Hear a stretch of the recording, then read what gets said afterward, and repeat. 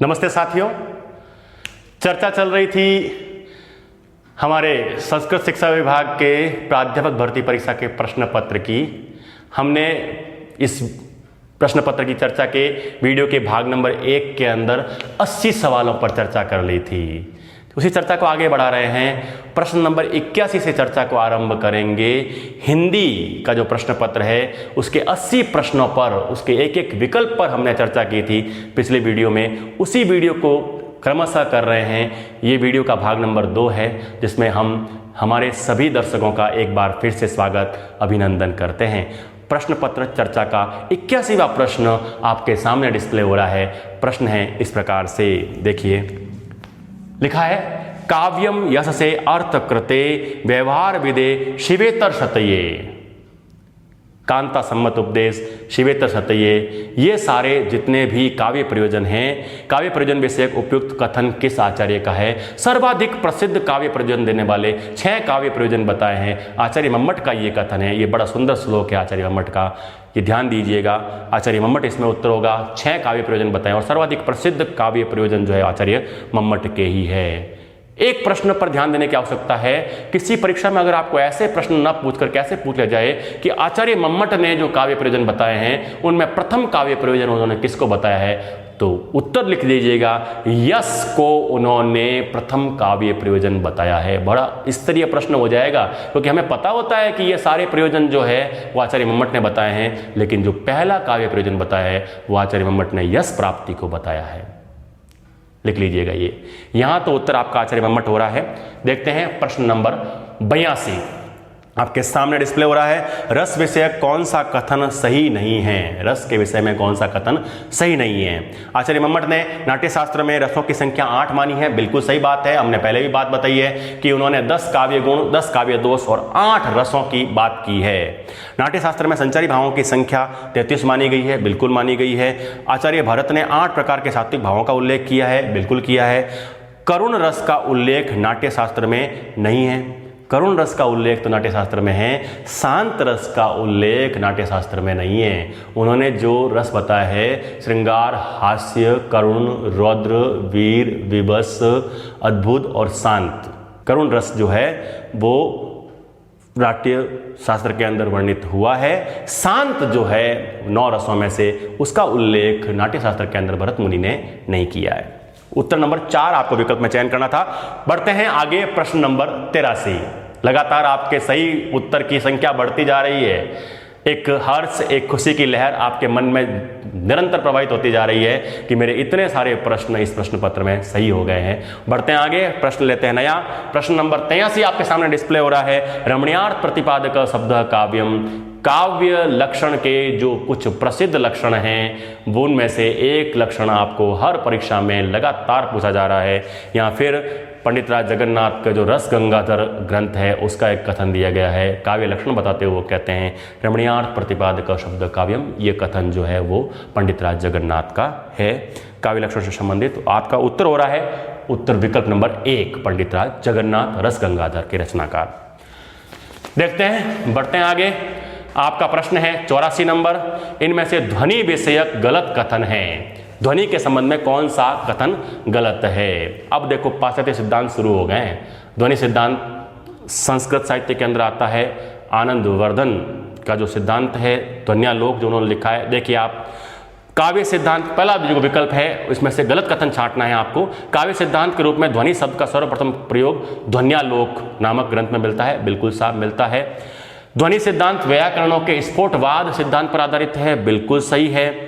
विद्वान इस काव्य को ध्वनि, उस काव्य को ध्वनि कहते हैं जिसमें कथित शब्द, तीसरा विकल्प देखिए, और अर्थ अपने को गौण बनाकर व्यंग्यार्थ की अभिव्यक्ति करते हैं। बिल्कुल सही कथन है। ये तीनों ही कथन सही है। इसका मतलब जो चौथा कथन है वो गलत हो रहा है। और चौथा कथन गलत क्यों हो रहा है वो देखिए। आचार्यों ने ध्वनि काव्य के 2 प्रमुख भेद माने हैं। ध्वनि काव्यों के 2 प्रमुख भेद माने हैं। एक तो लिखा है लक्षणामूला और एक लिखा है व्यंजनामूला। नहीं साहब, व्यंजना का तो मतलब ही ध्वनि होता है, इसलिए होगा उत्तर होगा अभिधामूला ध्वनि और लक्षणामूला ध्वनि। अभिधामूला ध्वनि और लक्षणामूला ध्वनि। व्यंजनामूला ध्वनि नहीं होती, क्योंकि व्यंजना का तो मतलब ही ध्वनि होता है। तो इसलिए यही विकल्प आपका उत्तर रूप में सही हो रहा है। 4 नंबर जो आपका विकल्प है ये आपने चयन किया तो आपको 2 अंक पूरे हासिल हो जाएंगे। बढ़े आगे, 85 नंबर प्रश्न आपके सामने डिस्प्ले हो रहा है। देखिए प्रश्न है, इनमें से वक्रोक्ति विषय कौन सा कथन सही नहीं है? वक्रोक्ति के विषय में कौन सा कथन गलत है? देखिए पहला है, आचार्य कुंतक ने वक्रोक्ति को काव्य की आत्मा के रूप में परिभाषित किया है, बिल्कुल स्वीकार किया है, ऐसा उन्होंने काव्य की आत्मा वक्रोक्ति को माना है। दूसरा है, इस सिद्धांत का प्रमुख ग्रंथ वक्रोक्ति जीवितम है, वक्रोक्ति जीवितम के रचनाकार कुंतक है, बिल्कुल सही बात है ये। फिर लिखा है, आचार्य कुंतक ने वक्रोक्ति के प्रमुख 8 भेद माने हैं। तीसरा जो कथन है ये गलत हो गया, क्योंकि वक्रोक्ति के 8 भेद नहीं माने हैं, वक्रोक्ति के 6 भेद माने हैं। वर्ण विन्यास वक्रता पहला भेद है, पद पूर्वार्ध वक्रता, पद परार्ध वक्रता, फिर है वाक्य वक्रता, फिर है प्रकरण वक्रता और फिर है प्रबंध वक्रता। इस प्रकार से 6 भेद है वक्रोक्ति सिद्धांत के अंदर। वक्रोक्ति के 6 भेद माने हैं, 8 नहीं। कौन कौन से? वर्ण विन्यास वक्रता, पद पूर्वार्ध वक्रता, पद परार्ध वक्रता, उसके बाद में वाक्य वक्रता, उसके बाद में प्रकरण वक्रता, प्रबंध वक्रता। ये जो 8 भेद नहीं है, 6 भेद है, इसलिए तीसरा जो विकल्प है ये गलत हो जाएगा। चौथा विकल्प क्या है? देखिए, कुंतक औचित्य को वक्रोक्ति का अनिवार्य तत्व मानते हैं, बिल्कुल औचित्य होना चाहिए, वक्रोक्ति का कोई ना कोई औचित्य तो होना चाहिए, बिना औचित्य के वक्रोक्ति नहीं हो सकती। तो इसलिए वैसे हमारा तीसरा जो विकल्प है ना ये बिल्कुल गलत है, क्योंकि 6 भेद है वक्रोक्ति के, मूल रूप से कुंतक ने जो भेद माने हैं वो 8 नहीं। 3 नंबर उत्तर हो जाएगा। बढ़ते हैं आगे, प्रश्न नंबर 86।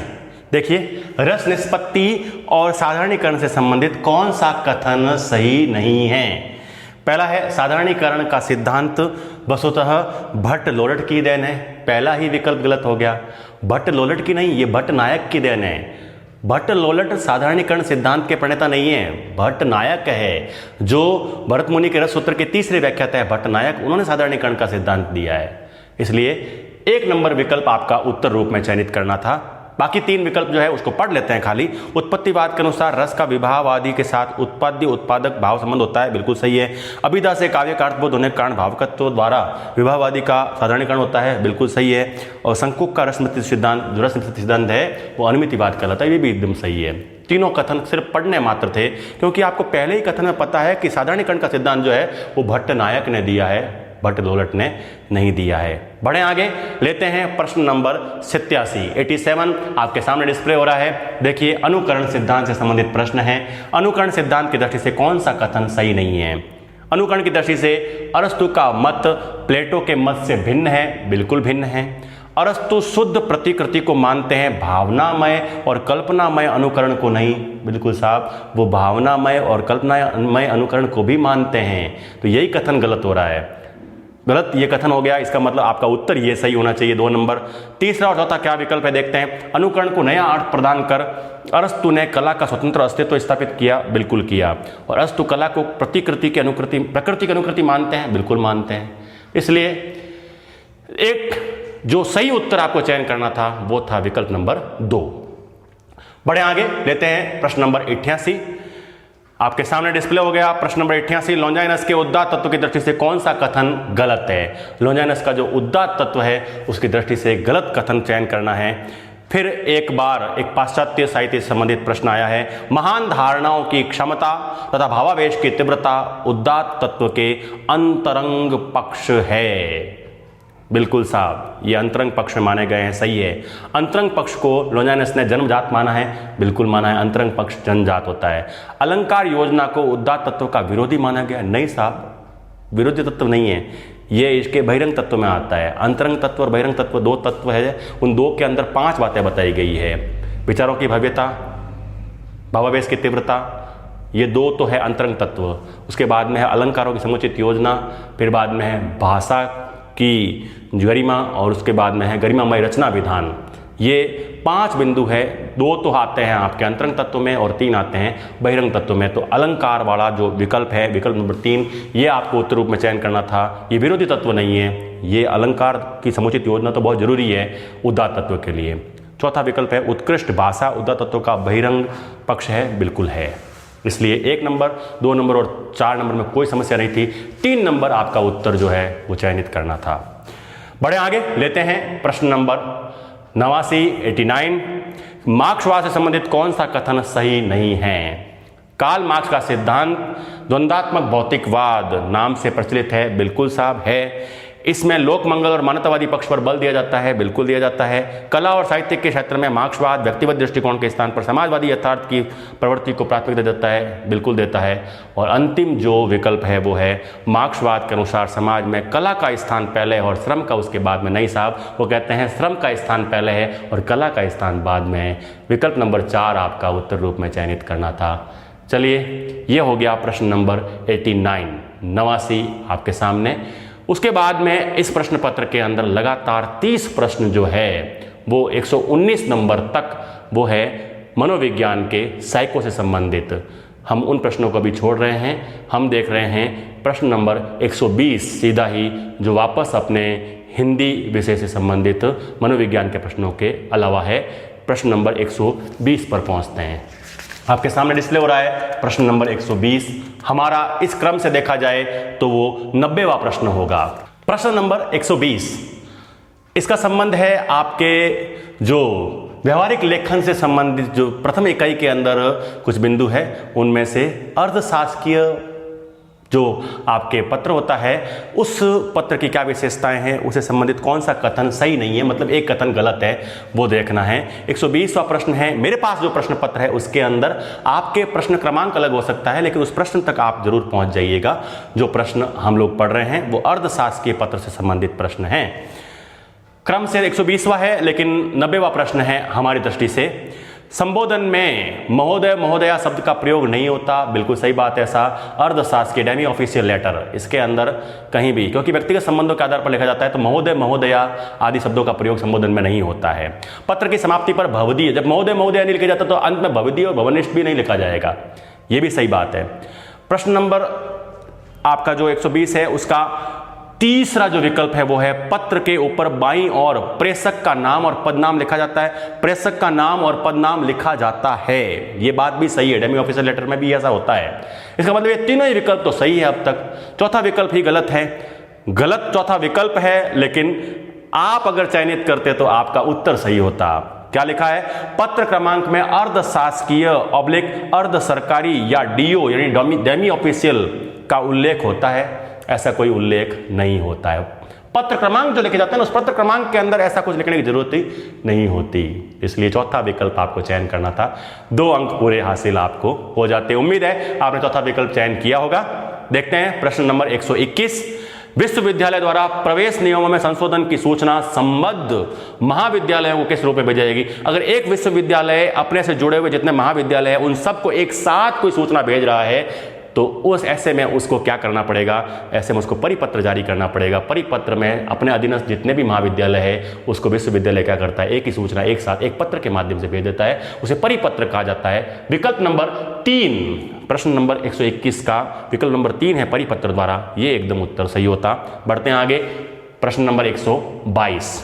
अब शुरू हो रहा है आपके एक नया प्रश्न है, व्याकरण की दृष्टि से जो प्रश्न है वो शुरू हो रहे हैं। अब आपके काव्य शास्त्र हो गया, हिंदी साहित्य का इतिहास हो गया, पाठ्य पुस्तक के प्रश्न हो गए। अब जो प्रश्न आ रहे हैं वो व्याकरण के प्रश्न हैं। प्रश्न नंबर 122, शब्दकोश की दृष्टि से शब्दों का सही क्रम किस विकल्प में है? शब्दकोश में अगर हम शब्दों को ढूंढेंगे तो सबसे पहले कौन सा शब्द आएगा, उसके बाद कौन सा आएगा? देखिए, पहला विकल्प जो है वो क्या है? उऋण, ऋषि, ग्रीष्म और ज्ञान। आप शब्दकोश में ढूंढेंगे सबसे पहले क्या आएगा?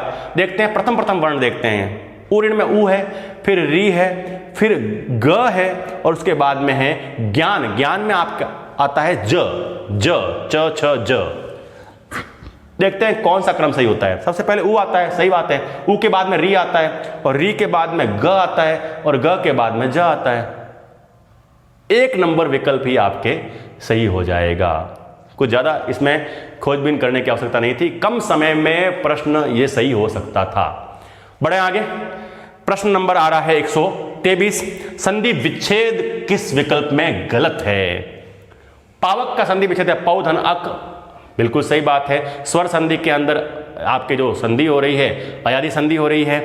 प्रश्न नंबर आपका 123 है, विकल्प नंबर है 2 अक्षोहिणी अक्षधन उहिणी। बिल्कुल साहब, अक्षधन उहिणी, अपवाद है ये, लेकिन अक्षोहिणी का संधि विच्छेद अक्षधन उहिणी होता है।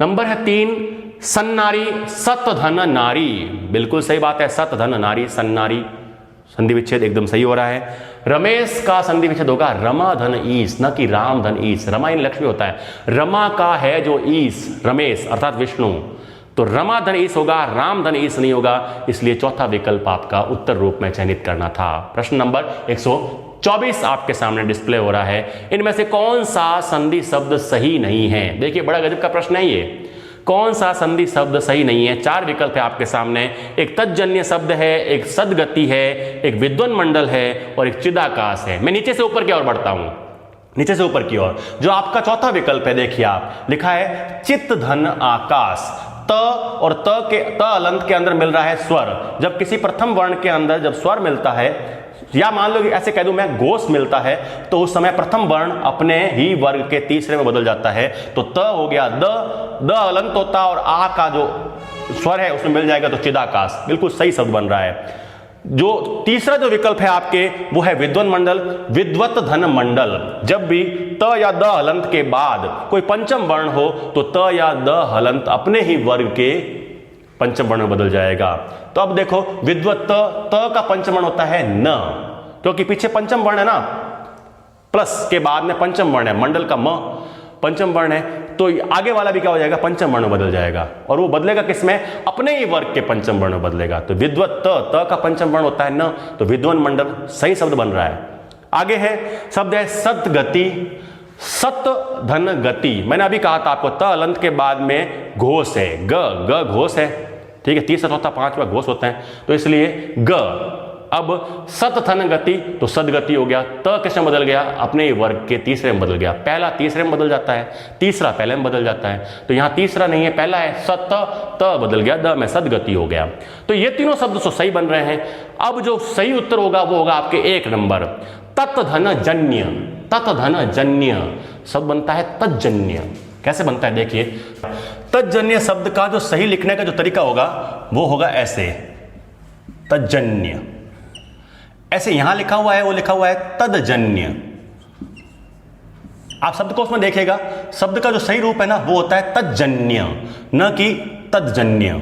जैसे संधि होती है ना आपके, तो उसमें आता है, जैसे मान लो उद धन डयन, तो शब्द बनता है उड्डयन। जैसे उज्ज्वल आता है तो उद धन ज्वल, ऐसे तो है, शब्द क्या बनता है इससे, शब्द बनता है उज्ज्वल। ठीक वैसे ही शब्द बनेगा तज्जन्य। ये 1 नंबर आपका जो शब्द है वो ऐसे लिखा हुआ है, इसलिए यही आपको विकल्प रूप में चयनित करना था। बढ़े आगे।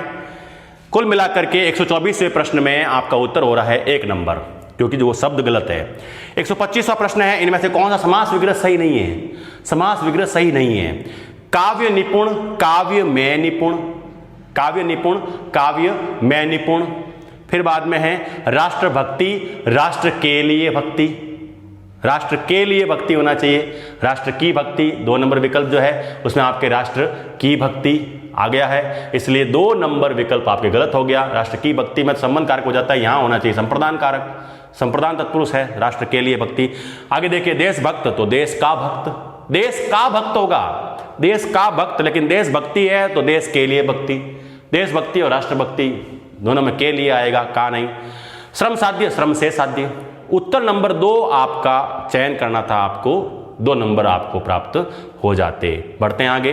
प्रश्न नंबर 126 आपके सामने डिस्प्ले हो रहा है। 26वें प्रश्न में आपको पूछा गया है, इनमें से कौन सा सामासिक पद गलत है? स्वर्ग को गत, स्वर्गागत, स्वर्गगत, स्वर्गगत, स्वर्ग को गत, स्वर्ग को गत, तो स्वर्गगत हो गया। फिर है 7 वर्षों या अब्दों का समूह शताब्दी कहलाता है, 100 वर्षों का समूह होता है शताब्दी कहलाता है, बिल्कुल सही है। काला है जो सांप, काला सांप। फिर है जीवन पर्यंत, आजन्म, आजन्म नहीं होगा, आजीवन होगा, आजीवन होगा। आजन्म का मतलब होता है जन्म से लेकर, जन्म से लेकर, तो आजन्म। यहां लिखा है जीवन पर्यंत तो आजीवन, इतना ही फर्क है। 4 नंबर जो आपको विकल्प है 126 में ये चयनित करना था। प्रश्न नंबर 127, वी उपसर्ग कहां लगा हुआ है? 4 शब्द दिए हुए, देखो, वित्त, व्यथा, तीसरा है व्यतीत और चौथा है विदित। वित्त में वी उपसर्ग अगर होता तो मूल शब्द होता ही नहीं है। फिर व्यथा, वी धन अथा, ऐसा भी नहीं होता है। तीसरा है व्यतीत, वी धन अतीत, बिल्कुल वी धन अतीत, व्यतीत, वी धन अतीत, ये सही है। इसलिए यहां पर वी उपसर्ग का प्रयोग हुआ है। 127 में आपके 3 नंबर, चौथा तो विदित है, विदित में वी उपसर्ग नहीं है। 128वां प्रश्न आपके सामने डिस्प्ले हो रहा है, देखिए। प्रश्न नंबर 128 का संबंध है प्रत्यय से। देखिए क्या प्रश्न पूछा है कि किस शब्द में ईन प्रत्यय है? शब्द है जमीन, फिर विकल्प है ग्रामीण, फिर है जहीन, फिर है महीन। देखिए प्रत्यय निकालने के बाद में एक शब्द बचना चाहिए। ग्राम धन ईन बराबर ग्रामीण, ग्राम धन ईन बराबर ग्रामीण, यह विकल्प सही होगा, ग्रामीण। जो विकल्प नंबर आपके 2 है ना वो, क्योंकि जमीन में से आप ईन प्रत्यय निकाल लोगे तो जम बचेगा, जम। फिर जहीन में से जह बचेगा, जहीन मूल शब्द है, इसमें प्रत्यय है ही नहीं। फिर महीन, मह, ऐसा कुछ होता नहीं है। लेकिन ग्राम धन ईन बराबर ग्रामीण, हम कई बार देखते हैं ना ऋण हो गया, तो वो ऋण तो संधि के नियमों के अनुसार हो रहा है। ग्राम धन ईन बराबर ग्रामीण, 2 नंबर विकल्प आपको चयन करना था। प्रश्न नंबर है आपके सामने डिस्प्ले हो रहा है 129, फिर प्रत्यय है। किस शब्द में एरा प्रत्यय नहीं है? एरा प्रत्यय नहीं है। कमेरा, काम धन एरा बराबर कमेरा, बिल्कुल सही है। सपेरा, साप धन एरा बराबर सपेरा, बिल्कुल सही है। ममेरा, मामा धन एरा बराबर ममेरा, बिल्कुल सही है। और सवेरा, सवेरा मूल शब्द है, सब धन एरा बराबर सवेरा नहीं होता, इसलिए सवेरा शब्द में एरा प्रत्यय नहीं है। 4 नंबर विकल्प आपको चयन करना था। प्रश्न नंबर 129 आपका एकदम सही हो जाता। अब बढ़ते हैं आगे। प्रश्न क्रमांक 130, किस शब्द में 2 से अधिक उपसर्ग लगे हैं? मतलब 2 से ज्यादा, 3 उपसर्ग होना चाहिए कम से कम। शब्द है समारंभ, समारंभ, पहला विकल्प। सम धन आ धन रंभ, तो 2 तो हो गए, तीसरा तो कोई सवाल ही नहीं है कि यहां तीसरा उपसर्ग हो जाए। फिर है अविस्मरणीय, अ 1, वी 2 और स्मरणीय। स्मरणीय में प्रत्यय तो है लेकिन और कोई उपसर्ग नहीं है, इसलिए उपसर्ग कितने हो गए आपके? 1 और 2, एक तो अ और एक वी। फिर अव्यवस्था, अ धन वी धन अव धन स्था, अब की बार 3 आए, अ धन वी धन अव धन स्था। अव्यवस्था शब्द कैसे बनाए? अब बनाए अ धन वी धन अव धन स्था, ये 3 उपसर्ग है। पहला है अ, दूसरा है वी, फिर है अव धन स्था, और इससे शब्द बनता है अव्यवस्था। कितने उपसर्ग हो गए? 3 उपसर्ग हो गए इसमें आपके, इसलिए यही पूछा था 2 से अधिक उपसर्ग है। चौथा है अत्याचार, अति धन आ धन चार, तो कितने हुए? 2 ही उपसर्ग हुए। देखो समारंभ में भी 2 थे, अविस्मरणीय में भी 2 थे, अत्याचार में भी 2 थे, लेकिन अव्यवस्था में आपके कितने उपसर्ग हैं? 3, अ धन वी धन अव धन स्था, इसलिए ये उत्तर आपका एकदम सही होता। प्रश्न क्रमांक 130 और विकल्प नंबर है 3। प्रश्न क्रमांक 131 देखते हैं। प्रश्न क्रमांक 131 आपके सामने डिस्प्ले हो रहा है। कौन सा शब्द अनेकार्थी शब्द गुरु से संबद्ध नहीं है?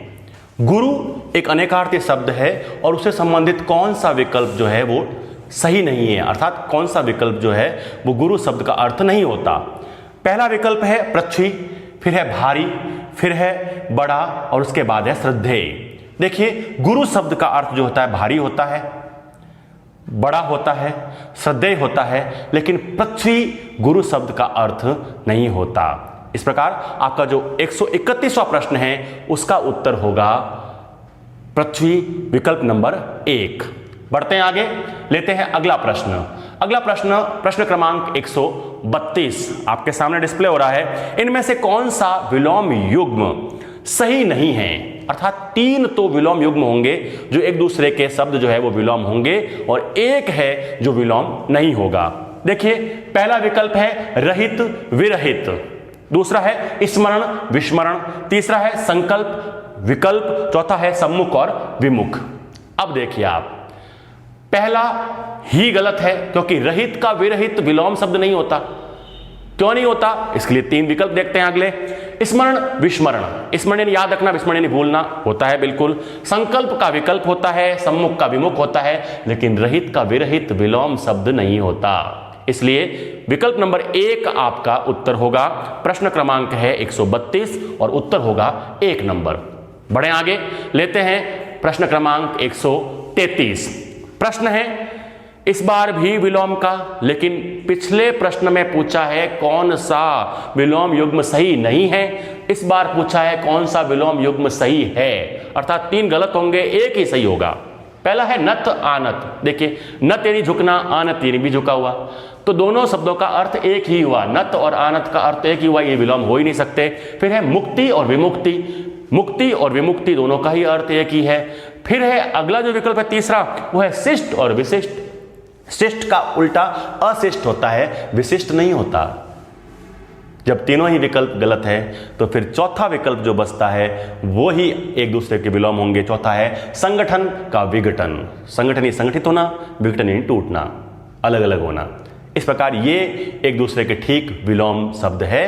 4 नंबर विकल्प जो है आपका उत्तर होता है। उम्मीद है आपने 4 नंबर उत्तर करा होगा, आपको 2 अंक पूरे प्राप्त हुए होंगे। बढ़े आगे, लेते हैं प्रश्न क्रमांक 134। प्रश्न क्रमांक 134 आपके सामने है। देखिए, इनमें से किस शब्द युग्म का अर्थ भेद सुमेलित नहीं है, अर्थात 3 सुमेलित होंगे, 1 सुमेलित नहीं है। पहला विकल्प देखिए आपके सामने है। पहला विकल्प जठर और जरठ।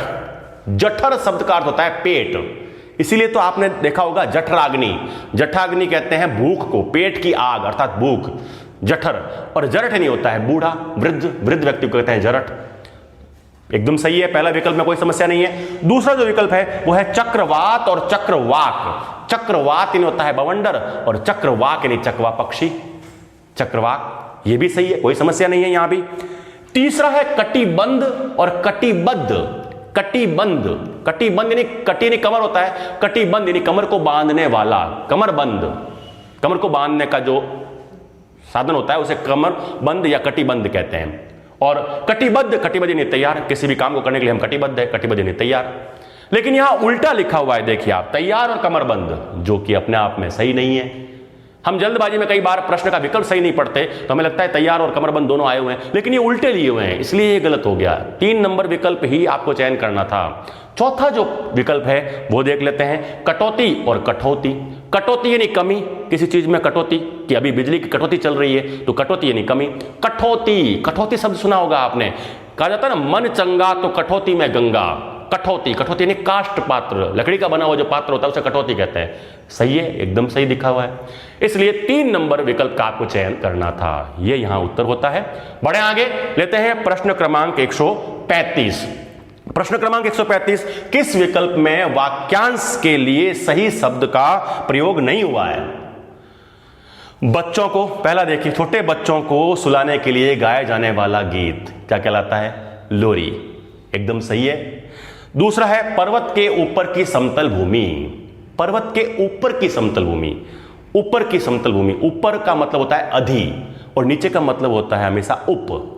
उप उपसर्ग लगता है ना, उप उपसर्ग, उप का मतलब होता है नीचे और अधि का मतलब होता है, अधि यानी ऊपर। तो अधित्य का और उपत्य का में कंफ्यूज नहीं होना है हमें, ये कई बार पूछा जाता है परीक्षा। मान लो किसी परीक्षा में ऐसे पूछ ले कि पर्वत के नीचे की समतल भूमि, पर्वत के नीचे की समतल भूमि होगी, नीचे का मतलब होता है उप, जहां उप उपसर्ग लगता है ना वो पद नीचे हो जाता है, ठीक है। एक तो होता है मुख्यमंत्री, एक होता है उप मुख्यमंत्री। तो उप मुख्यमंत्री नीचे का पद होता है, मुख्यमंत्री ऊपर का पद होता है, बस। तो इसलिए उपत्यका, उपत्यका नीचे की भूमि, अधित्यका यानी ऊपर की समतल भूमि, सही हो जाता। यही विकल्प यहां पर गलत हो रहा है क्योंकि पर्वत के ऊपर की समतल भूमि के लिए यहां पर लिखा हुआ है उपत्यका, जबकि होना चाहिए अधित्यका। 2 नंबर विकल्प का चयन करना था। 3 नंबर और 4 नंबर भी देख लेते हैं। 3 नंबर है गुरु के पास रहने वाला शिष्य अंतेवासी कहलाता है, और चौथा है वह व्यक्ति जिसे थोड़ा ज्ञान हो उसे अल्पज्ञ कहते हैं। सही बात है, तो इसलिए 2 नंबर विकल्प का आपको चयन करना था। बढ़े आगे, लेते हैं प्रश्न नंबर 136। 136 नंबर प्रश्न आपके सामने है। देखिए प्रश्न है, किस विकल्प के सभी शब्द परस्पर पर्यायवाची नहीं हैं?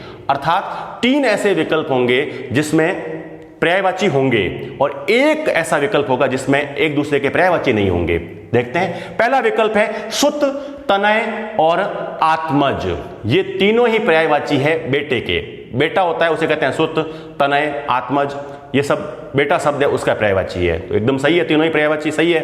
ईर्ष्या, असूया और मत्सर। ईर्ष्या, असूया, मत्सर, डाह, जलन, ये एक दूसरे के पर्यायवाची है, बिल्कुल सही है ये भी। पाषाण, प्रस्तर और उत्पल।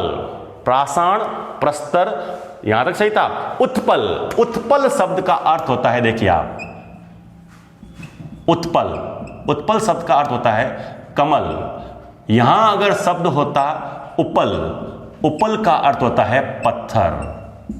बस इसलिए जल्दबाजी में कई बार हम उत्पल को उत्पल पढ़ लेते हैं कि हाँ ये भी सही है। उपल यानी पत्थर, युग में सबने पूछ सकते हैं कई बार आपको, उत्पल यानी कमल, उपल यानी पत्थर। तो इसलिए यही विकल्प आपके सही उत्तर होगा, विकल्प नंबर 3, पाषाण, प्रस्तर, उत्पल। ये विकल्प एक दूसरे के पर्यायवाची नहीं है। यहां पर उत्पल यानी कमल होता है, बाकी दोनों पत्थर के पर्यायवाची है। अंतिम जो आपका जो विकल्प है वो है रश्मि, अंशु और मयूख। ये सब किरण के पर्यायवाची थे, इसलिए 3 नंबर विकल्प यहां पर सही होता है। चलिए बढ़ते हैं आगे, लेते हैं अगला प्रश्न। अगला प्रश्न है प्रश्न क्रमांक 137। वर्तनी की दृष्टि से किस विकल्प के सभी शब्द शुद्ध है? देखिए एक विकल्प होगा, लेकिन जो तीनों गलत हैं उनके सही शब्द क्या होते हैं वो भी हम साथ साथ में देख लेंगे। पहला जो शब्द है अनुग्रहित, अनुग्रहित का जो सही शब्द होगा उसमें ही बड़ा होगा, यहां ही छोटा है। फिर है पड़ोसी और द्वारिका लिखा हुआ है, जबकि द्वारिका नहीं होता है, क्या होता है? द्वारका होता है, द्वारका। शुद्ध शब्द होता है द्वारका।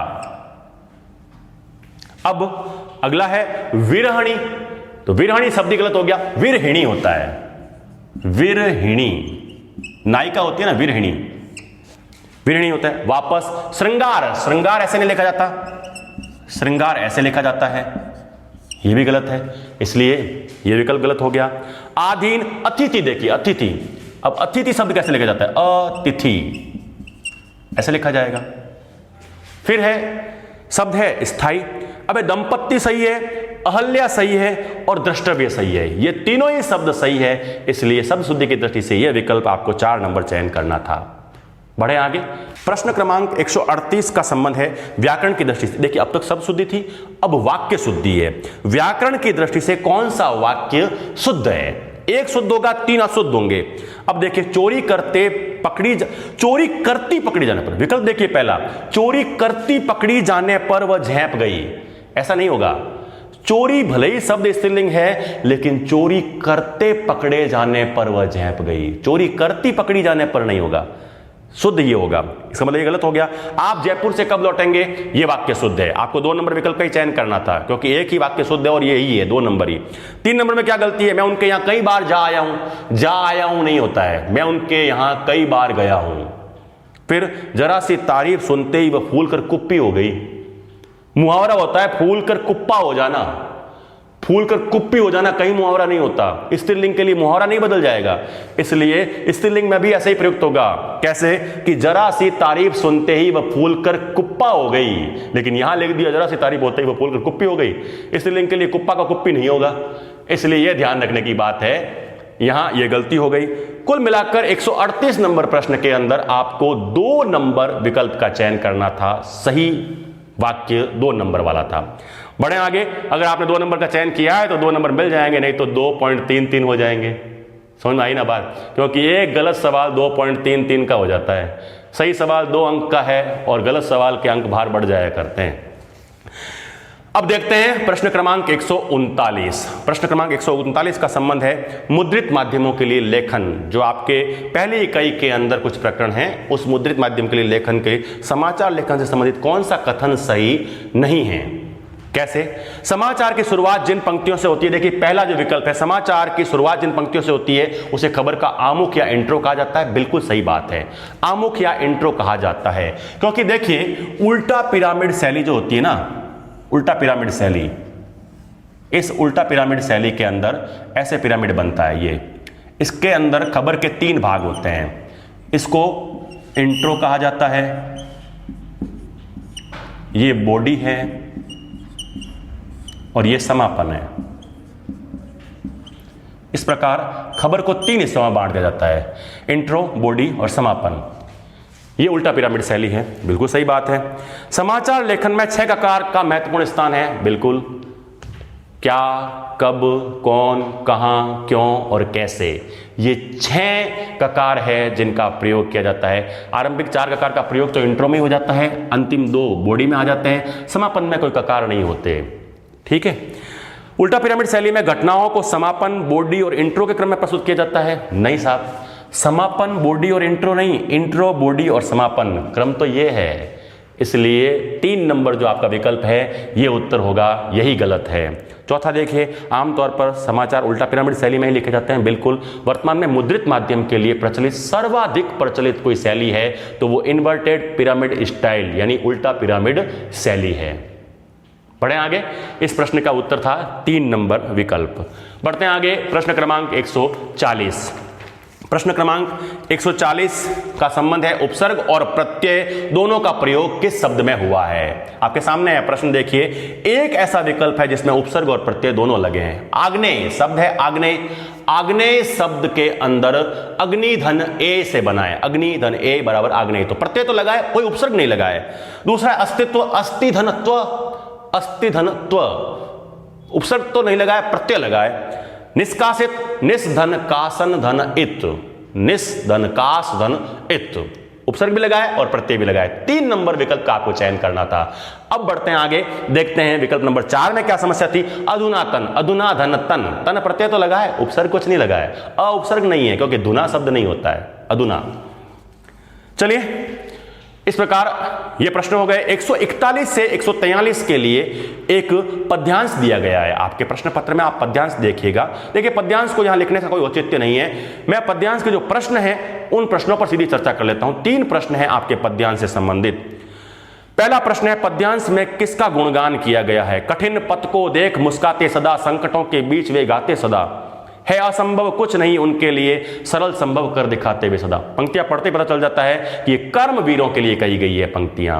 ऑप्शन है देखो, वाग्वीर, दानवीर, कर्मवीर या धर्मवीर। कर्मवीर के लिए ये पंक्तियां कही गई, विकल्प नंबर 3 उत्तर होगा। असंभव शब्द का प्रयोग कौन करता है। असंभव शब्द का प्रयोग तो केवल कायर ही कर सकते हैं। यहाँ ये तो अगर हमें नहीं भी पता हो ना तो भी पता होता है ऐसे, भाई पद्यांश हमारे पास में नहीं भी हो तो भी हम बता सकते हैं। कैसे, श्रमिक, कायर, उद्यमी और कृषक। श्रमिक, उद्यमी और कृषक तीनों तो हो ही नहीं सकते, कायर व्यक्ति के लिए असंभव शब्द होता है। 143वां प्रश्न है, इस पद्यांश से संबंधित ही है, किस विशेषता के बिना जीवन व्यर्थ नहीं जाता। कि कौन सी विशेषता ना हो तो भी जीवन व्यर्थ नहीं जाता। अर्थात 3 चीजें, देखो अंतिम पंक्ति में था दर्प बिन, उत्साह बिन और शक्ति बिन। सच बचाऊं, जिंदगी ही व्यर्थ है, जिंदगी इन तीनों के बिना व्यर्थ है। किस किस के बिना, दर्प, उत्साह और शक्ति। इसका मतलब उत्तर होगा धन संपदा। धन संपदा ना भी हो, एक व्यक्ति गरीब है फिर भी वो जीवन आराम से जी सकता है, अगर उसके अंदर दर्प नहीं है, उत्साह नहीं है, शक्ति नहीं है तो जीवन व्यर्थ हो जाता है। 1 नंबर उत्तर होगा। बढ़े आगे, प्रश्न 144 से 146 के लिए एक गद्यांश दिया हुआ है। 144, 45, 46 3 प्रश्नों के लिए एक गद्यांश दिया हुआ है। उस गद्यांश में से प्रश्न है, हम सीधे प्रश्न ही देखते हैं। पहला जो प्रश्न है 144वां, उक्त अवतरण में राष्ट्रभाषा को परिभाषित करने के लिए किस घटक का उल्लेख नहीं हुआ है। मैं सीधा ही उत्तर बता रहा हूं, उत्तर नंबर 2 होगा, उसकी समृद्ध साहित्यिक परंपरा होती है, यह उत्तर होगा।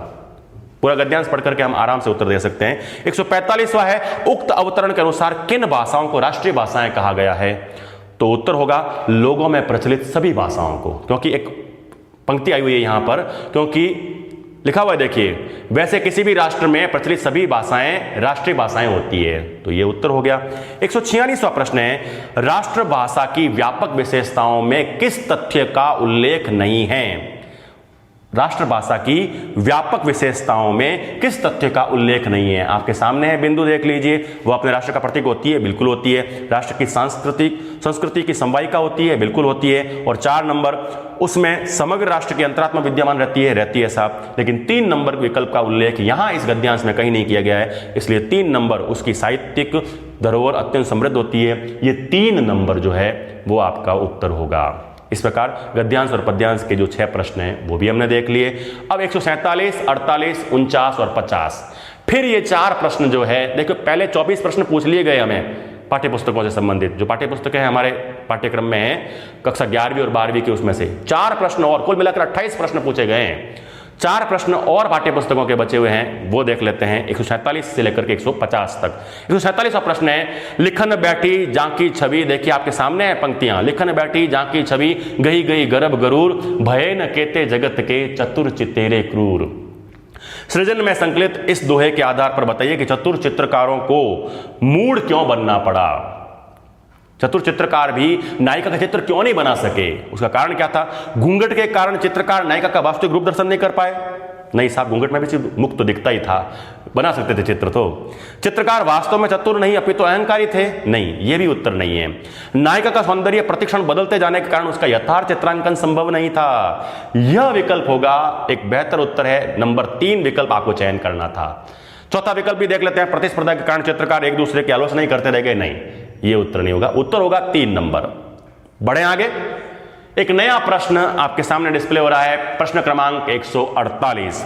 बात सीधी थी पर, कुंवर नारायण की जो रचना है बात सीधी थी पर, भाषा के चक्कर में जरा टेढ़ी फंस गई। सृजन में संकलित इस काव्यांश का भावार्थ क्या है? सीधी बात को सीधे शब्दों में कहना चाहिए, बात को घुमा फिरा कर नहीं कहना चाहिए, ये इस कविता का मूल सार है। अब ये बात किस विकल्प में है देख लीजिए आप।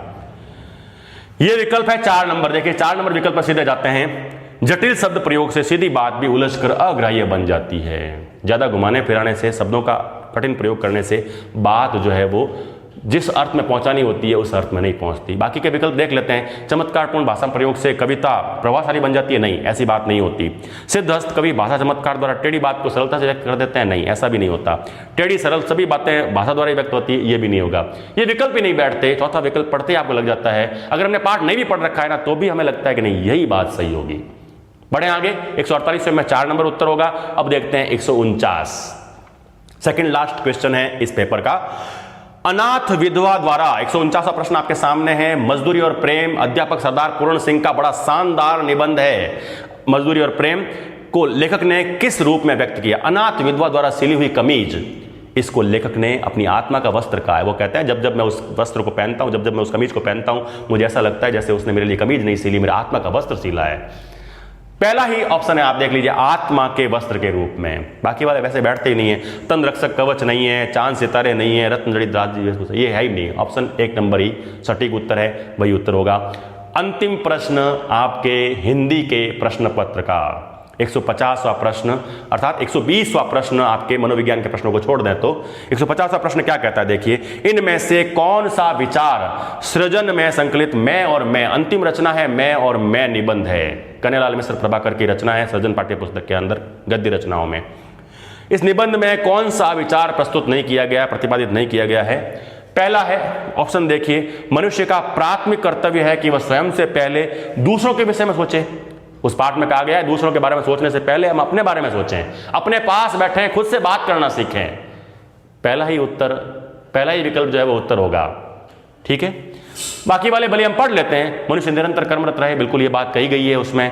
मनुष्य को अहंकार का बोझ नहीं करना चाहिए, बिल्कुल नहीं है। मनुष्य को संघर्षों से नहीं घबराना चाहिए, ये भी बात सही है। ये तीनों बातें कही गई है। 1 नंबर जो विकल्प है वो उत्तर होगा। इसके साथ ही आपका जो ये हिंदी का प्रश्न पत्र है इसके 120 सवाल पूरे हो जाते हैं। चलते चलते हम प्रथम प्रश्न पत्र जो 4 अगस्त को आयोजित हुआ था, उस प्रथम प्रश्न पत्र के अंतर्गत जो 5 प्रश्न पूछे गए हैं, हिंदी व्याकरण से संबंधित 2 प्रश्न हैं, उन 5 प्रश्नों पर भी चर्चा कर लेते हैं। लीजिए, उन 5 प्रश्नों में से जो पहला प्रश्न है वो आपके सामने डिस्प्ले हो रहा है। प्रथम प्रश्न पत्र में व्याकरण के अंदर आपको पूछा गया था पहला प्रश्न था, इनमें से किस विकल्प के सभी शब्द शुद्ध है?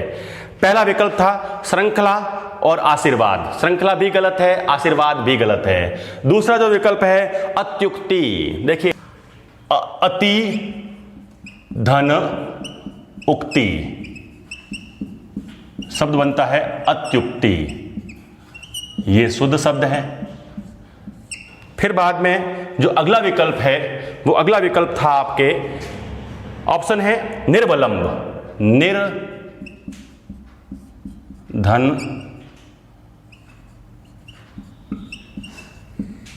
अवलंब,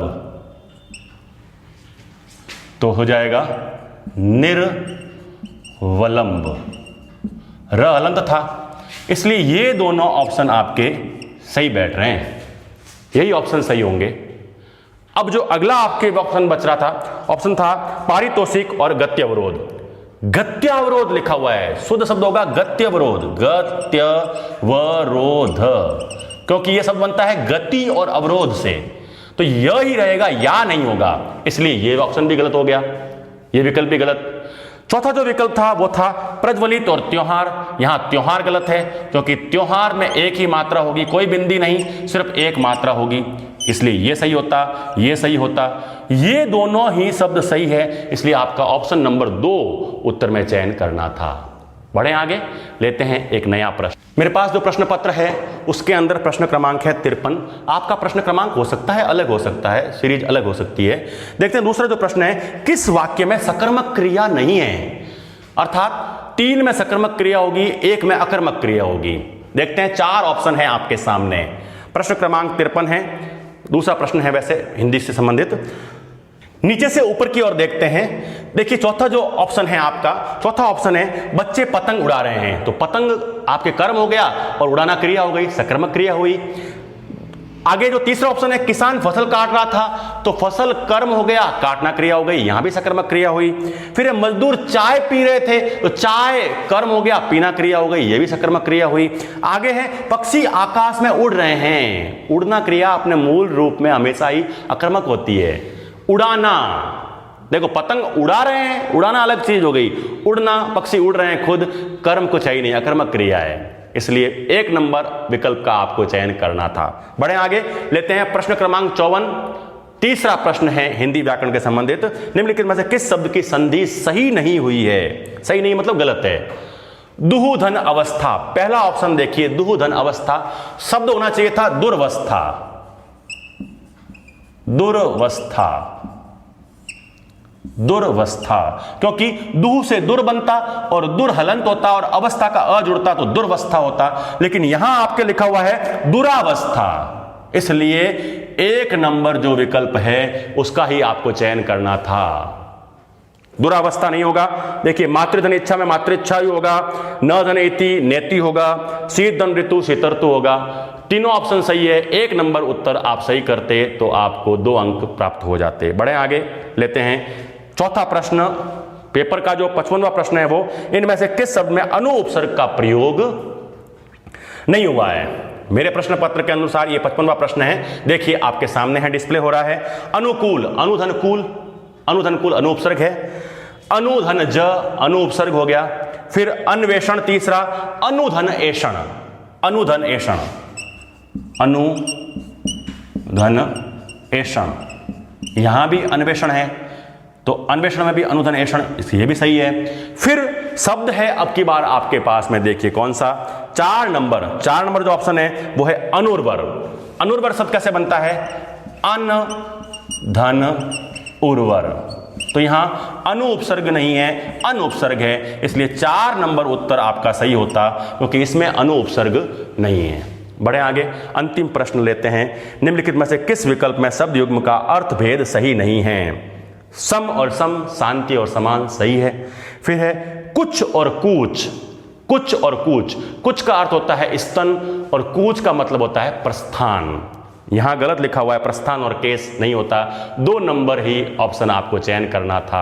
आगे वाले पढ़ लेते हैं, अनिष्ट और अनिष्ट, अनिष्ट यानी बुरा, अनिष्ट यानी निष्ठाहीन, सही बात है। चौथा जो ऑप्शन है वो है अभिज्ञ और अभिज्ञ। अभिज्ञ का मतलब होता है जिसको जानकारी है और अभिज्ञ का मतलब होता है अनजान। इस प्रकार आपके प्रश्न पत्र के जो 5 प्रश्न हैं वो पूरे हो जाते हैं। इस प्रकार 125 प्रश्न हमने हिंदी से जुड़े हुए साहित्य सेतु यूट्यूब चैनल के माध्यम से देखे हैं। आरपीएससी के आंसर की निश्चित रूप से 99% मेरा जो विश्वास है वो यही कहता है इससे मेल खाती हुई मिलेगी। कोई भी प्रश्न डिलीट होने की स्थिति में नहीं है। इस प्रश्न पत्र की सबसे बड़ी विशेषता है कि किसी भी प्रकार से हिंदी का कोई भी प्रश्न पत्र में से प्रश्न डिलीट नहीं होगा।